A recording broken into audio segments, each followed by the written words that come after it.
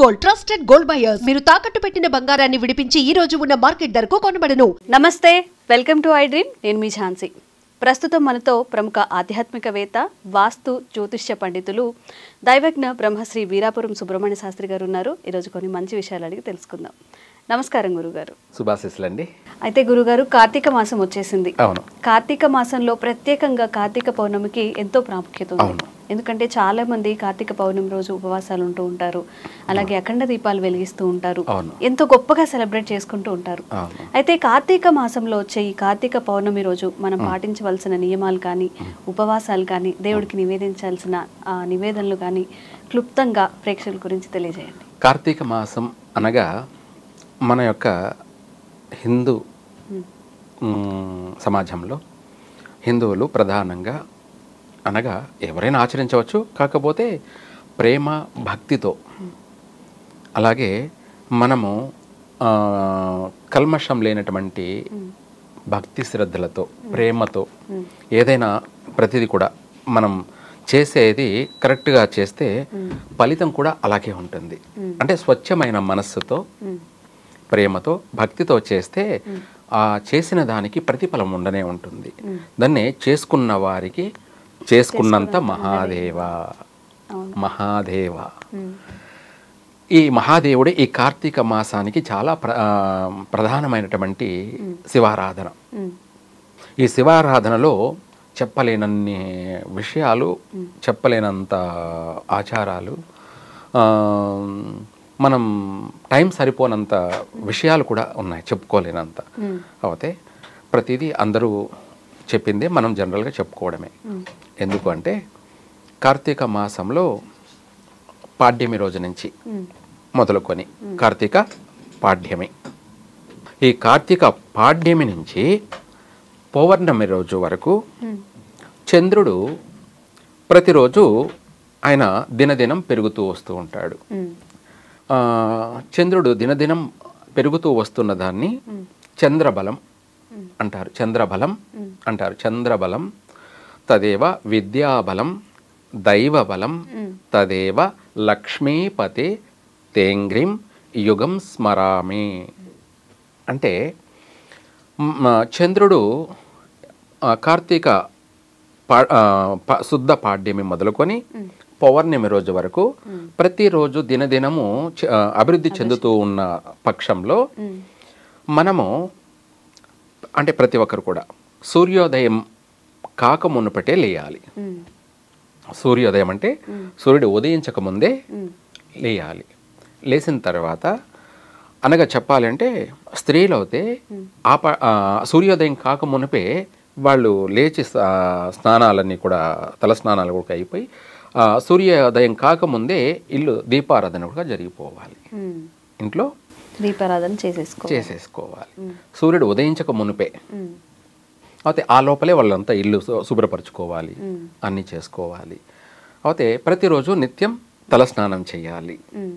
ఈ తలస్నానంలో ప్రతిరోజు మనము అంటే ప్రతి ఒక్కరికి మాకు ఈ సమస్య ఉంది, ఆ సమస్య ఉంది, నాకు బాగలేదు, ఏదో మనసు పిచ్చి పిచ్చిగా ఉంది అని అనుకునేటువంటి వాళ్ళకి ఈ 15 రోజులు కార్తీక పాడ్యమి మొదలుకొని పౌర్ణమి వరకు కూడా ఆవు పాలతోటి, పచ్చిపాలు కాంచకూడదు, ఆ ఆవు పాలు తీసుకొని మనం స్నానం చేసే ముందు తల స్నానం చేసుకొని ఆవు పాలతోటి, అంటే వాళ్ళని వాళ్ళు సమస్త దోషాల నుంచి ప్రక్షాళన కావడానికి, అంటే వాళ్ళల్లో ఓ తెలియని నెగటివ్ అనేది ఏర్పడి ఉంటుంది. ఆ నెగటివే వాళ్ళను అష్ట కష్టాలకి గురి చేస్తూ ఉంటుంది. అష్ట కష్టాలు అంటే వాళ్ళు అనుకున్న పని జరగకపోవడం అనేది అష్ట కష్టాలు. ఆ జరగకపోగా ప్రతిదీ మళ్ళీ రివర్స్ అవుతూ ఉంటాయి, ప్రతిదీ మళ్ళీ రివర్స్ అవుతూ ఉంటాయి. అవి భరించలేరు. మనం అనుకున్న పని జరగకపోయినా పర్వాలేదు, కానీ మళ్ళీ మనకు నష్టాలు, కష్టాలు ఎదురవుతూ ఉంటాయి. అటువంటి వాళ్ళు ఈ 15 రోజులు శుద్ధపక్షంలో ప్రతిరోజు ప్రతినిత్యము ఆవు పాలతోటి ఒక చిన్న గ్లాస్ తీసుకొని పాలు, కాంచిన పాలు తీసుకొని తలస్నానం చేసుకొని ఆ తర్వాత వాళ్ళు చేసే స్నానం. తలస్నానం అంటే ఇప్పుడు మనం ఆ వాటర్లో కలిపేసుకొని ఎలాగైతే స్నానం చేస్తామో అలా అలాగైనా చేసుకోవచ్చు. కాకపోతే నీళ్ళన్నీ వాసన వస్తాయి, పాల వాసన వస్తుంది అనమాట, తెలియని ఒక మదపాసన వస్తుంది.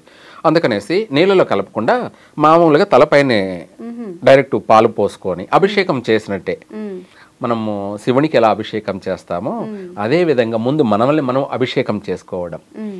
ఆ పాలతో మనం అభిషేకం చేసుకోవడం వల్ల మనలో ఉన్నటువంటి నెగిటివ్ అంటే అష్టదరిద్రము అని చెప్పచ్చు, లేదంటే అర్ధాష్టమ శని పీడ, అష్టమ శని పీడ, ఏలేనాటి శని పీడలు అంటే ఈ 3 భాగాలు అనేటివి కూడా దిగిపోవాలి అంటే, మనల్ని వదిలి వెళ్ళిపోవాలి అంటే, దరిద్రం అంతా పోవాలి అంటే, కొట్టుకుపోవాలి అంటే పచ్చి పాలతో, ఆవు పాలతో స్నానం చేస్తే ఆ పాలు మన శరీరం నుంచి కిందికి ఎలా పోతుందో మనలో ఉన్నటువంటి దరిద్రం అంతా కూడా అలాగే డిలీట్ అయిపోతుంది. అప్పుడు వాళ్ళు పరమ పవిత్రం అవుతారు, పరమ పవిత్రులు అవుతారు. ప్రధానం మొదటి భాగం అంటే అన్నిటి నుంచి వాళ్ళు రిలీజ్ అవుతారు. ఎప్పుడైతే అలా స్నానం చేస్తామో మన శరీరం తల నుంచి శిరస్సు నుంచి పాదాల వరకు పాలు కారి ఎలా పోతాయో అప్పుడు మనలో ఉన్నటువంటి పట్టి పీడిస్తున్నటువంటి గ్రహ పీడలు, గ్రహ దోషాలు, బాలారిష్ట దోషాలు, అవే కాకుండా దుమ్ము, ధూళి, గాలి, భూత, ప్రేత, పిచాచ, రాక్షస అనే ఇతి బాధలు, ఈటి పీడలు ఇవన్నీ కూడా పూర్తిగా వైదొలిగిపోతాయి, మనల్ని వదిలేసిపోతాయి. అయిన తర్వాత మనం చల్లనీళ్ళు మాత్రమే స్నానం చేయాలి, కాంచకూడదు. నీళ్ళని వేడి చేయకూడదు, అంటే గంగని కాంచకూడదు. ఎందుకంటే గంగ అనేది పరమ పవిత్రమైంది. ఇది సాక్షాత్తు పరమేశ్వరుని శిరస్సున కొలువై ఉన్నటువంటిది. మనం నీటిని కాంచామంటే, ఉడికించామంటే పరమేశ్వరుణ్ణే ఉడికించినట్టు. ఇంకా సాక్షాత్ అవును, సాక్షాత్ ఆ పరమేశ్వరుణ్ణే మనము కాంచినట్టే, వేడి చేసినట్టే. అయితే ఇదంతా మన మనసుకు అది ఒక నెగిటివ్ అనే మనకు అనిపిస్తుంది, కాబట్టి కాంచకూడదు. ఆ చల్లనీళ్ళతోటి స్నానం చేసుకున్నట్టయితే మనలో ఉన్నటువంటి మబ్బు ప్రతిదీ వైదొలిగిపోతుంది. మనకు ఒక తేజస్సు, ఒక జ్ఞానము, ఒక వైబ్రేషన్, పాజిటివ్ వైబ్రేషను అన్నీ కూడా మనకు వచ్చేస్తాయి ఆ చల్లనీళ్ళ స్నానం చేసేసిన తర్వాత. అయితే ఆ చల్లనీళ్ళల్లో ఇందాక మీరు అన్నట్టుగా పాలు కాకుండా పసుపు కలపాలి, పసుపు కలుపుకొని చేయాలి స్త్రీలు అవుతాయి. అలాగే మగవాళ్ళైతే ఏమిటి అంటే వాళ్ళు ఆ నీళ్ళల్లో మన చల్లనీళ్ళ స్నానం డైరెక్ట్ వాళ్ళు చేసేయచ్చు. అది లేని పక్షాన వాళ్ళు కుంకుమ పువ్వు వేసి, కుంకుమ పువ్వు అంటే చాలా ఖరీదు కదా, అంటే చాలా ఏం కాదు, కొద్దిగా కొంచెం కుంకుమ పువ్వు ఆ నీళ్ళలో వేసి వాళ్ళు స్నానం చేస్తే అది ప్రకృతి నుంచి వచ్చినటువంటిది. ఆ కుంకుమ పువ్వే కదా అని అనుకుంటే పొరపాటు. అది మన శరీరంలోనూ పాజిటివ్ని అంటే ఆరోగ్యాన్ని ఇస్తూ మనలో ఉన్న నెగిటివ్ని డిలీట్ చేస్తుంది. అలా ఈ 15 రోజులు ఆ కుంకుమ పువ్వుతోటి స్నానం చేస్తే, అంటే ఏకంగా చెప్పాలంటే వాళ్ళ పూలతో స్నానం చేసినట్టు అనుకోండి. ఏమిటి పూల స్నానం అలా అనుకో, నీళ్ళలో వేసాం కాబట్టి అదంతా మంచి ఇది అవుతుంది. అలా ఈ 15 రోజులు చేస్తూ ప్రతిరోజు ఇంట్లో దీపారాధన చేయడం. మగవాళ్ళు అయితే వాళ్ళు లేని పక్షాన గుడికి వెళ్ళి దీపారాధన చేసి ధ్వజస్తంభం దగ్గర కానీ, లేదంటే నవగ్రహాల దగ్గర కానీ వాళ్ళు, లేదా కోనేరు దగ్గర కానీ దీపారాధన చేసి వాళ్ళ పనికి వాళ్ళు వెళ్ళడం. స్త్రీలు అయితే ఇంట్లో తప్పకుండా దీపారాధన చేయాలి. ఎట్టి పరిస్థితుల్లోనూ ఇంట్లో దీపారాధన చేయకుండా గుడికి వెళ్ళి దీపారాధన చేయడం కాదు, ముందు ఇంట్లో దీపారాధన చేసుకొని ఆ తర్వాత దేవాలయానికి ఉదయం కాకపోతే సాయంత్రం వెళ్ళాలి. ఎందుకంటే మనకు ఆకాశ దీపం, జ్వాలా దీపం ఇవన్నీ కూడా సాయంత్రం చీకటి పడేటప్పుడు, రాత్రి వేళ మన చీకటి కష్టాలని తొలగిస్తూ మనకు చీకటిలోను అంటే పగలు రాత్రి అనే తారతమ్యం లేకుండా ఎల్లవేళలా ఎల్లప్పుడూ మాకు సుఖాన్ని ప్రసాదించు. మా యొక్క ఈ చీకటిని ఎలా మనం పారద్రోలుతున్నామో మా కష్టాలన్నిటినీ కూడా అలాగే పారద్రోలుతూ జ్ఞానాన్ని, వెలుగుని అనే ఒక శుభప్రదాన్ని మనం అనుభవించడం కొరకు ఆ సాయంత్ర సమయంలో దేవాలయంలో దీపారాధన చేయాలి. అది స్త్రీలు పొద్దున పూట తప్పకుండా ఇంట్లో చేయాలి. సాయంత్రం పూట కూడా వాళ్ళు వెళ్ళేటప్పుడు ఇంట్లో దీపారాధన చేసుకొని గుడికి వెళ్ళి గుడిలో ధ్వజస్తంభం దగ్గర దీపారాధన చేయాలి. ధ్వజస్తంభం దగ్గర కుదరకపోతే ఒకవేళ లేని గుళ్ళు ఉంటాయి కదా, అలాంటప్పుడు ఏంటంటే నాగదేవతల దగ్గర దీపం చేయాలి.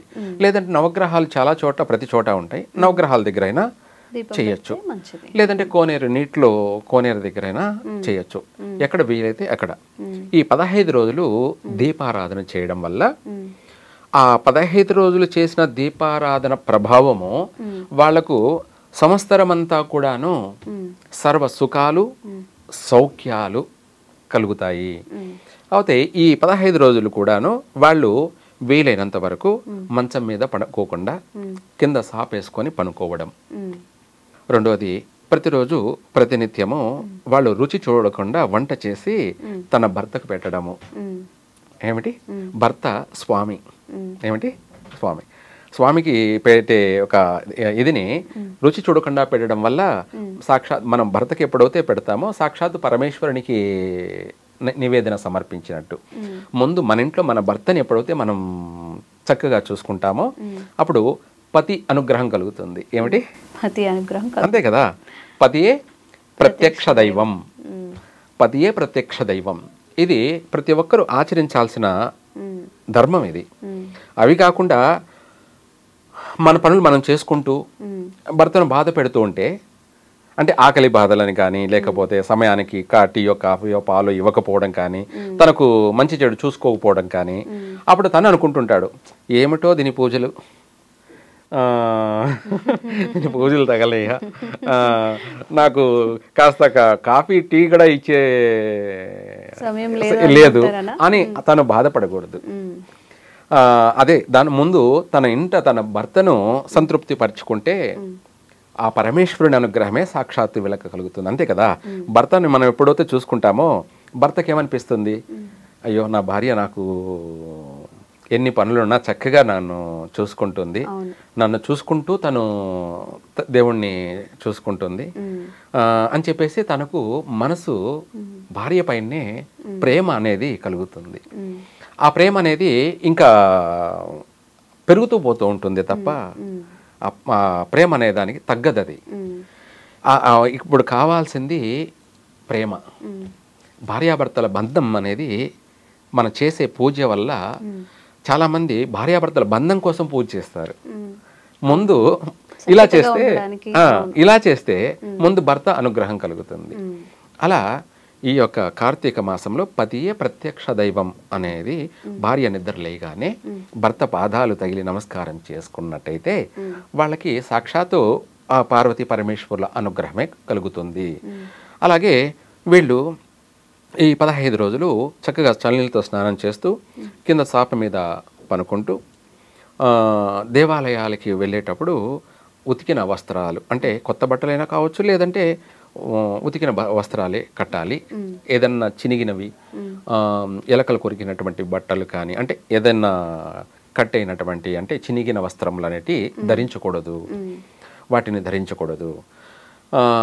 నూతన వస్త్రం అనేం కాదు, మనం బాగుండేటివి చిన్నగనాటివి వస్త్రాన్ని ధరించుకొని నీట్గా చక్కగా దేవాలయానికి వెళ్ళి ముందుగా మొదటిగా వెళ్ళగానే ధ్వజస్తంభం దగ్గర దీపారాధన చెయ్యాలి ప్రధానంగా. ఆ తర్వాత నవగ్రహాల దగ్గర దీపారాధన చేయాలి. ఆ తర్వాత లాస్ట్లో కోనేట్లో దీపారాధన చేయాలి. ఇలా 15 రోజులు చేస్తే వాళ్ళు ఆ దేవాలయంలో చేసినటువంటి ఆ దీపారాధన వీళ్ళ జీవితానికి ఒక వెలుగునిస్తుంది చక్కగా. ఆ వెలుగు ఏమిటి అంటే మనకు మనం అనుకున్న పనులన్నీ అనుకున్నవి నెరవేర్తుపోవడం. ముందుగా భర్త ప్రేమ, అనుగ్రహం, అనురాగం, ఆప్యాయత పొందడం. రెండోది తనకు మనస్సు ప్రశాంతత కలగడం, ఎవరికి ఆ ఇంటి ఇల్లాలికి మనశ్శాంతి ప్రశాంతత కలగడం. మనిషికి మనశ్శాంతి ప్రశాంతత ఎప్పుడు కలుగుతుంది అంటే ముందుగా భర్త ప్రేమించినప్పుడు కలుగుతుంది. రెండవది ఆర్థిక పరమైనటువంటి ఇబ్బందులు లేనప్పుడు కూడా తనకు మనసు ప్రశాంతత కలుగుతుంది. రెండోదే. మొదటిది ప్రేమ, ఒక భర్త యొక్క ప్రేమ అనురాగమే తనకు ప్రధానమైనటువంటి ఆస్తి, ఐశ్వర్యము, అనురాగము, ఆప్యాయత, బంధము. అది మొదటిది. రెండోదే ఆర్థికం. ఈ చేసినటువంటి పూజా ఫలం వల్ల, తను చేసినటువంటి పూజా ఫలం వల్ల భర్త అనుగ్రహము, అనురాగము కలుగుతుంది. ఆర్థిక పరమైనటువంటి విషయాలలో కూడా చక్కగా వాళ్లకు ప్రతిరోజు కలిసి రావడం అనేది ప్రారంభం అవుతుంది. ఇంటి ఎల్లపాది ఆర్థికంగా ఎప్పుడైతే బాగుంటుందో ఇంట్లో ఇంకా అన్ని సంతోషాలు, ఎందుకంటే ఏ లోటు లేదు కాబట్టి. దానికోసమే ఇవన్నీ కూడా మనం చేసేది. నువ్వు ఎన్ని చేసినా కుటుంబం యొక్క అభివృద్ధి కొరకే. నువ్వు ఏమి చేసినా, ఏ రూపంలో చేసినా, ఎలా చేసినా కుటుంబం అనేది అభివృద్ధి చెందాలి, కుటుంబం బాగుపడాలి. 3 పువ్వులు 6 కాయల దినదినము అభివృద్ధి చెందాలి. దానికోసమే ఎవరైనా చేసేది. నేను చేసినా, నువ్వు చేసినా, చూసేవాళ్ళు ఎవరు చేసినా, ఏది చేసినా కుటుంబం బాగుపడడం కోసమే చేయాలి. అది చేసి తీరాలి. చేసిన దానికి మనం ఇందాక చెప్పుకున్నట్టు చేసుకున్న వారికి చేసుకున్నంత మహాదేవ అని. ఆ 15 రోజులు కూడా ఆవు నెయ్యితోటి దీపారాధన చేయడం కానీ, రెండవది కొబ్బరి నూనెతోటి, రెండవది మనం ఆవు నెయ్యి లేకపోతే కొబ్బరి నూనెతోటి దీపారాధన చేయడం కానీ. అంటే ఇది పల నూనె, నారీకేల పల నూనె. ఏమిటి? నారీకేళం అంటే కొబ్బరికాయ నుంచి వచ్చిందే కదా. నారీకేల పల నూనె. ఇటు ఈ కొబ్బరి నూనెతోటి దీపారాధన చేస్తే విశేషమైనటువంటి ఫలితము. ఎందుకంటే ఫలం నుంచి వచ్చినటువంటి నూనె కాబట్టి అది మనకు పరిపూర్ణమైనటువంటి ఫలితం కలుగుతుంది. పూర్ణ ఫలం అంటాం. ఏమిటి? హోమం చేసిన తర్వాత లాస్ట్లో పూర్ణాహుతి ఎలా వేస్తామో, ఈ కొబ్బరి నూనెతోటి మనం దీపారాధన చేయడం వల్ల మనము 1000 హోమాలు చేసినంత అటువంటి పూజా ఫలం అనేది ఈ కొబ్బరి నూనెతో 15 రోజులు చేస్తే దక్కుతుంది. నువ్వు 1000 హోమాలు చేసినా ఒకటే, ఈ 15 రోజులు ఈ కొబ్బరి నూనెతోటి దీపారాధన చేసినా ఒకటే. పూర్ణ ఫలం వీళ్ళు చేసిన 15 రోజులకి పూర్తిగా ఫలితం అనేది ఈ కొబ్బరి నూనెతో దక్కుతుంది. అలా చేస్తే చక్కగా వాళ్ళ కష్టాలు, వాళ్ళ దరిద్రాలన్నీ కూడా పోయి ఈ 15 రోజులు చేసిన పూజా ఫలం వల్ల వాళ్ళ కుటుంబం అంతా కూడాను 3 పూలు 6 కాయల దినదినము అభివృద్ధి అనేది చెందుతూ పోతూ ఉంటుంది. ఇది కావాలి ప్రతి ఒక్కరికి. తర్వాత సాయంత్ర సమయంలో మనము ఇంట్లో కానీ, గుడిలో కానీ, ఎక్కడంటే అక్కడ పడితే కుర్చీల మీద కూర్చొని కాళ్ళ మీద కాళ్ళు వేసుకొని ఊపుతూ అహంకారంగాను, అహంభావిగాను, గర్వంగాను వాళ్ళ బిహేవియర్ అనేది కనపడకూడదు. అంటే వాళ్ళ నడవడిక ఎంత మాత్రం ఏ యాంగిల్లో చూసినా, ఏ డైరెక్షన్లో చూసినా భక్తి అన్నది, భక్తి భావం అన్నది, భగవంతుడి మీద ప్రేమ అన్నది కనిపించాలి. భగవంతుడి మీద ప్రేమ, భక్తి భావం అనేది స్పష్టంగా కనపడాలి. అక్కడ దేవాలయాల్లో కానీ, ఇంట్లో కానీ కుర్చీల మీద కూర్చోవడము, కాళ్ళ మీద కాళ్ళు వేసుకొని ఊపుతూ, వచ్చే పోయే వాళ్ళందరినీ చూసుకుంటూ, అంటే వచ్చి భక్తులు ఉంటారు కదా, అందరూ ఒక్కొక్కరు అందమైన అలంకరణలతో వస్తూ ఉంటారు కదా, వాళ్ళని చూసుకుంటూ, ఇది కాదు కావాల్సింది. మన మైండ్, మన ఆలోచన అంతా దేవుడి మీదనే ధ్యాస ఉండాలి. ఇంకొకరి పైన ధ్యాస వెళ్ళకూడదు, ఇంకొకరి గురించి ఆలోచించకూడదు. ఎందుకంటే మనం ఇంకొకరి గురించి ఆలోచించామనుకోండి, దేవుణ్ణి అంటే పూజ మధ్యలోనే విఫలమైపోయినట్టే, పూజ మధ్యలోనే అది చెడిపోయినట్టే. అలా మనం భగవంతుడి మీదనే ధ్యాస ఉండాలి, భగవంతుడి పైనే దృష్టి ఉండాలి.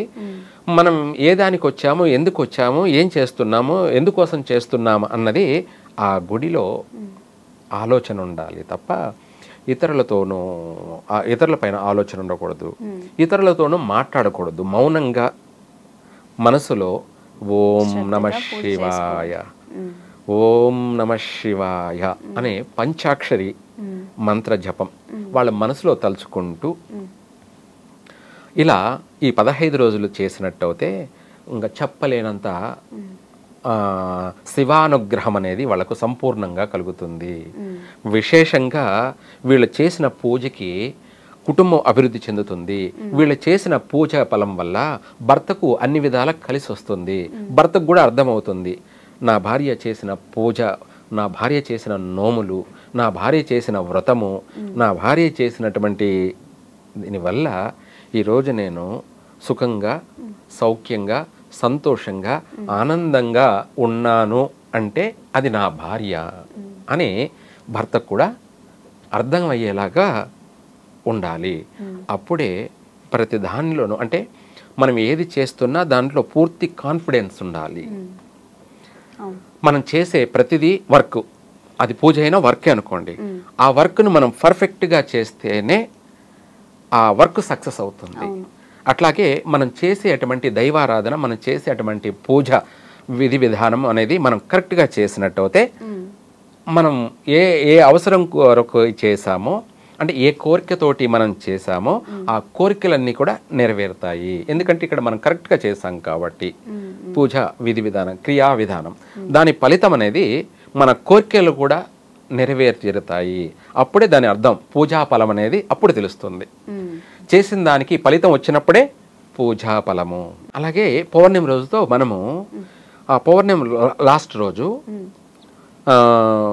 ఈ 15 రోజుల్లో చేసిన పూజా ఫలం అంతా కూడా పౌర్ణమి ఒకరోజు, ఆ రోజు శుక్రవారము. అలాగే చంద్రుడు పూర్ణ చంద్రుడు, ఆ రోజు పౌర్ణమి, శుక్రవారము, భరణి నక్షత్రము, ఈ చాలా విశేషమైనటువంటి రోజు అన్నమాట. అయితే దానికి తోడు సాయంత్ర సమయం 6 నుండి 7:30 వరకు అమృత గడియలు.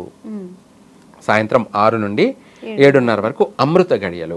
ఈ అమృత గడియల్లో శివాలయంలో కానీ, నవగ్రహాల దగ్గర కానీ దీపారాధన అనేది ఈ కొబ్బరి నూనెతోటి చేసినట్టయితే వాళ్లకు లాస్ట్కి 14 రోజులు చేయని వాళ్ళందరూ కూడా ఆ ఒక్కరోజు చేసినా చాలు. అంటే కొంతమందికి వాళ్ళ మంత్ ప్రాబ్లం సమస్యలు ఉంటాయి, కుదరకపోవచ్చు, ఏదో కారణాలు ఉంటాయి, ఇంట్లో సమస్యలు ఉంటాయి. వాళ్ళు కుదరని వాళ్ళకి ఈ పౌర్ణమి ఒక్కరోజు, ఈ కార్తీక పౌర్ణమి రోజు పూర్ణచంద్రుడు, ఆ చందమామ పూర్ణచంద్రుడు అంటే పూర్తిగా ఆయన అందగాడు, ఆయన తన భార్యలైనటువంటి 27 నక్షత్రాలతోటి ఆ రోజు ఆనందంగా సంతోషంగా గడిపేటువంటి రోజు. ఆ రోజున